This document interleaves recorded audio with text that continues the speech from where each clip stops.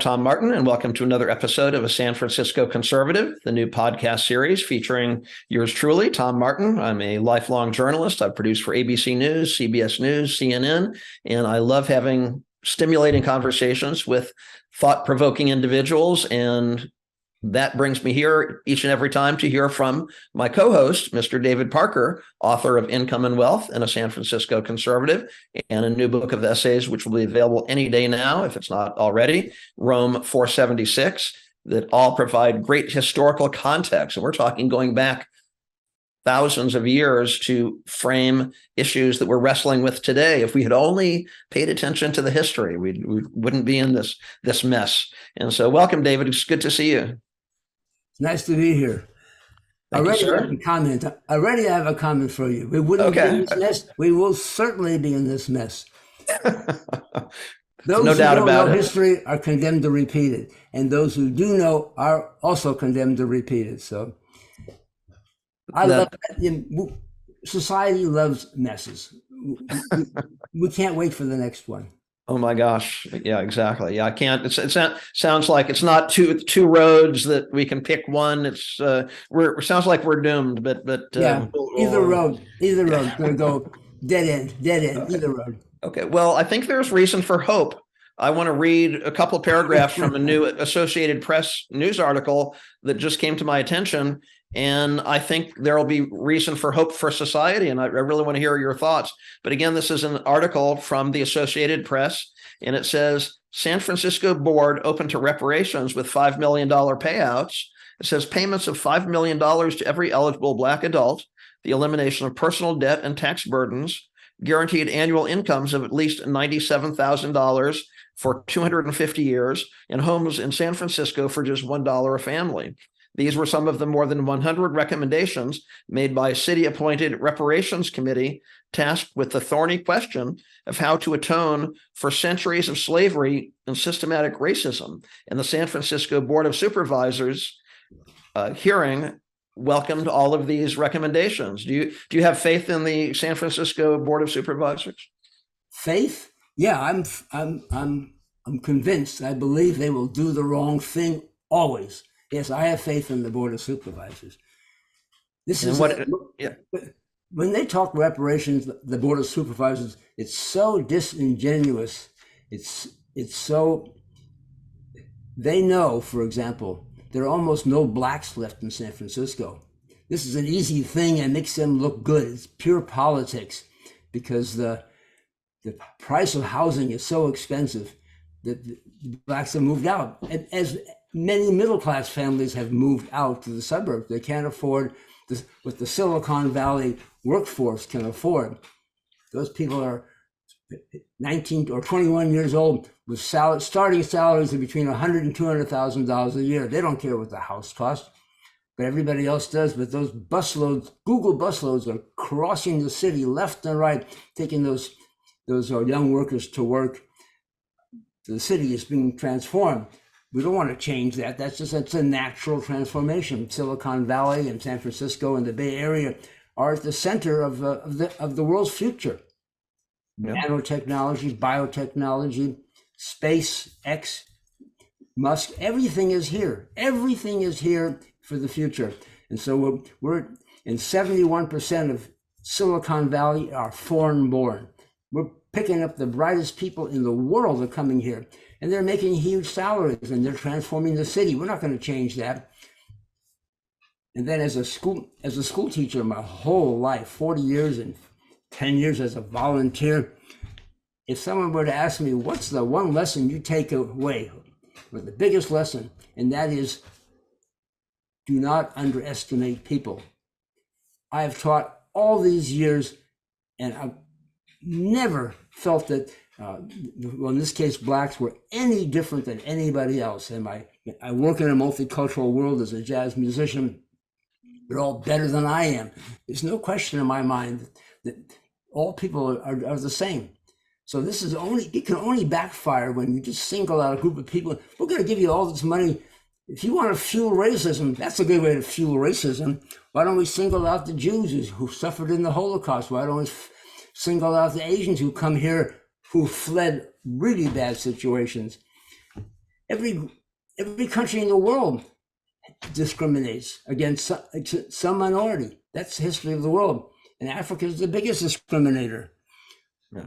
So you're saying that this offer, well, we'll see what comes of this, but is really, I mean, I shouldn't put words in your mouth there, but I get the sense you're saying that that's kind of demeaning because it's not giving every individual the credit for what they're really capable of doing today versus hundreds of years ago.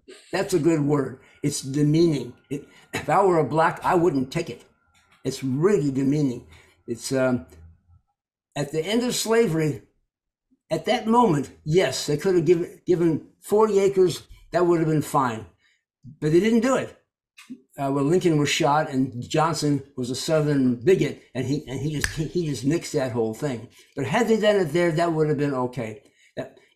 But they didn't, and so it's too late. The chance was missed. And Frederick Douglass said himself on the last day of the war, the fighting had stopped, and the Appomattox was about to be signed. He says to white people, don't come around with your social workers and your teachers and try to help the Negro transition. We've been living in this country, he says, for 250 years. We know exactly what to do. We're not dumber than anybody else. We know to go to school. You don't have to tell us that. You don't have to come around. He said that at the time. So now we're saying, oh, blacks are having so much trouble because it's a legacy of slavery and they don't even know their own name. It's so demeaning. They should stop talking about that. Stop talking about it. Yeah, well, I have a couple of follow-up questions. No, I that makes a lot of sense to me, certainly. But I just want to throw in for our viewers and listeners. Again, this is a San Francisco Conservative, the new podcast series featuring yours truly, Tom Martin, journalist, asking the questions, and Mr. David Parker, author of Income and Wealth and a San Francisco Conservative, a new book of essays, Rome 476. And we're talking about this whole idea of should African-American citizens of San Francisco be paid $5 million in reparations. And just kind of moving on, I mean, sort of another aspect of that topic is I know, David, you've spoken about discrimination and how, again, we shouldn't be looking, I mean, again, don't want to put words in your mouth, but we shouldn't be looking back 200 years, but really we should have a zero tolerance for discrimination today, right? That's right. And we have laws that say you can't discriminate in housing, in employment, in a public area, public business. Business open to the public cannot discriminate. A business that's closed to the public, they can discriminate. It's just nobody's business beyond that. And it's not as if we haven't done anything to help the blacks. First of all, the Civil War, 500,000 died. 500,000 were wounded out of a population of about 14 or 15 million people. A huge amount of people died to end slavery. You could say price paid. Then we had the war on poverty. It's for everybody, but certainly it includes blacks, and certainly money was spent to improve education. So we've spent 23 trillion. You can verify that by just Googling it. How much did the war on poverty cost? Or go to the Cato Institute. That's 4 times the amount of all the money spent on all wars this nation ever fought. 4 times as much. The poverty hasn't moved 1 inch. So we're going to give, all of a sudden, they've been given a lot. We're going to give them now another 5 million. I can guarantee you some smart guy is going to take that money from the blacks. You give someone who doesn't know how the money was made, they're going to lose it. They'll make investments and they'll lose it. Guaranteed they'll lose it. Yeah. Everything is wrong with it. Yeah. I want to follow up on that. Again, you were a public school teacher there in San Francisco for 40 plus years. And sounds like the students in your class, your music class, were a great mix of, kind of a melting pot there in San Francisco. Absolutely. How did you approach, empowering each child or, trying to put them on the right path so they would have a brighter future? I said at the beginning, the big lesson I learned is not to underestimate. I never found any student to be dumb. They just maybe weren't educated, but not dumb. And you just say it in a way they understand. I was a good teacher. All my students were like a grade or two above level. And I used to get a lot of flack for flunking students who weren't coming up to me. But that's what they need to be held to a high account. The public schools want to be inclusive. The only way to be inclusive is to lower the standards. I just wrote an article for Epic Times. I'm one of their columnists now. Marina Middle School, San Francisco, following a directive from the superintendent of public instruction, I won't say his name, in California. He ordered all school districts to not expel or suspend badly performing or badly behaving students, but to deal with it in the class with proper classroom management, because if you send them home, they're not learning. They're just going to end up going to prison, as he said. So you are not to even send them to the office. You deal with it. So teachers deal with it, and the good students are waiting there for their turn. There's no time for them. They leave. And only in Marina Middle School, the faculty couldn't take it anymore. It was such an absurd direction. They've lost half the faculty, including the principal, the social workers, the secretary, the security guards. The school is it's like a prison. These kids gangs are walking the halls. That's catering to some vague San Francisco Board of Supervisors notion of what we've done to blacks. And your approach of having, respecting each of your young students and believing in them and pushing them to a higher standard instead of loosening those standards. Do you have students? I mean, I think you live in the same area where you taught for many years. Do you ever have students or former students come up and thank you for that approach? Yeah, all the time. Walk down the street, Mr. Parker, remember me? Oh yeah. You used to play clarinet? No, I played violin. Oh, okay. And you told me something once that you can do it, and I never forgot that. That's great. My parents came in for a conference, and my parents were asking you questions, and you have to tell them, "Shh, this conference is about your children, not about you." But I was giving advice to the parents. I enjoyed every minute of what I was doing. That's great. We shouldn't be singling people out. You're gonna fuel racism. Yeah. Fuel it. Great. Well, you're certainly a testament to that approach of believing in every human, and what can you create going forward instead of looking backward, 200 years. So it's an example I like. I was teaching a class of clarinets, and I gave a student, a poor black kid, here's a clarinet. I'm loaning it to you. Your parents can't afford it. He would come to class and he wouldn't take the clarinet out. And after a month or so, I says, what's with this not taking the clarinet out? She says, I'm thinking about this. Oh, you are? Okay. So I went along with that.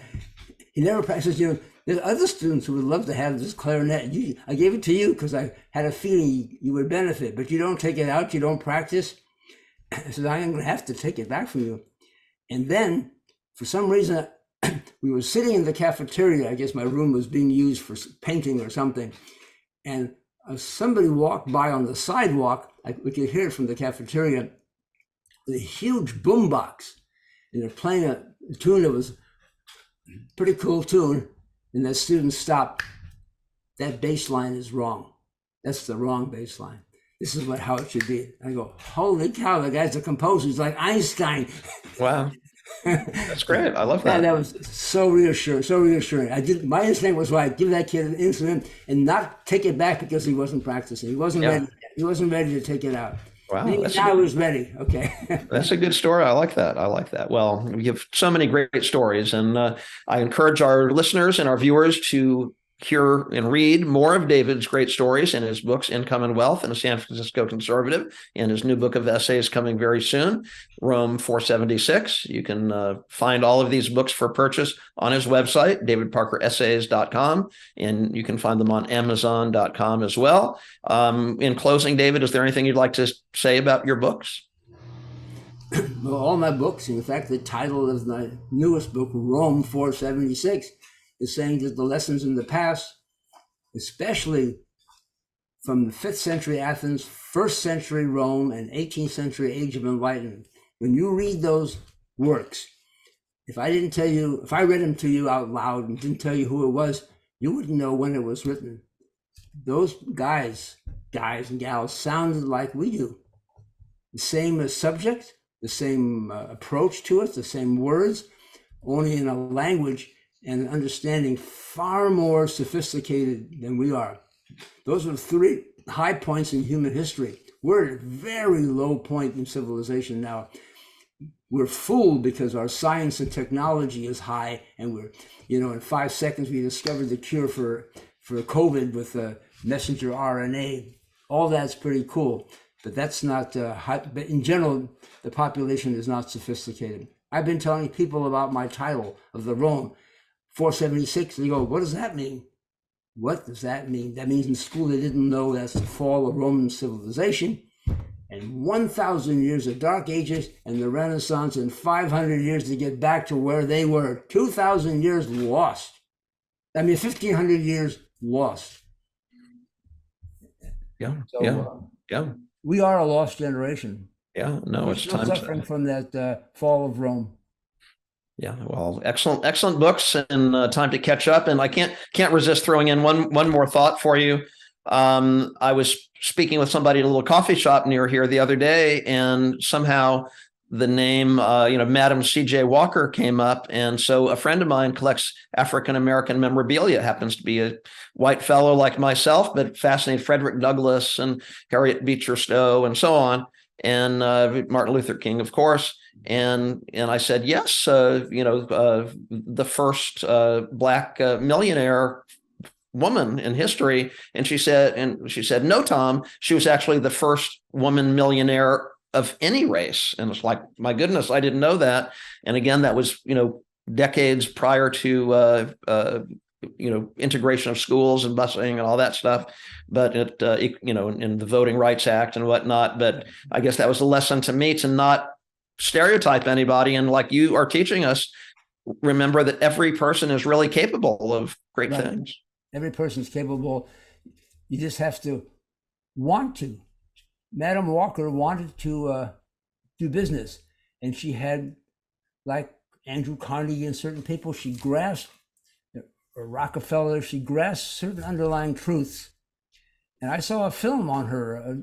I don't know if it was a documentary or it was a fictionalized film, and she had a country home near Rockefeller, and she just walked across the fence and caught him on the grass. He says, "What are you doing here? I got a question for you. I'm C.J. Walker." Wow. And he says, "Should I fire all my workers who are about to strike?" And he says, "Yeah." And he turned around. So she knew to ask the right person at the right time. Wow. You can't teach that, to go walk across the fence and ask Rockefeller, should I fire the workers or not? And she didn't fire the workers. She knew enough to go by her own instincts, and she didn't fire the workers. Very inspiring. Excellent. Sense of history, that's what we get from knowing history. So I really appreciate that. So great. Well, enjoyed the conversation, and I look forward to the next time. Okay. Thank you, Tom. Thank you. Good questions. Thank you.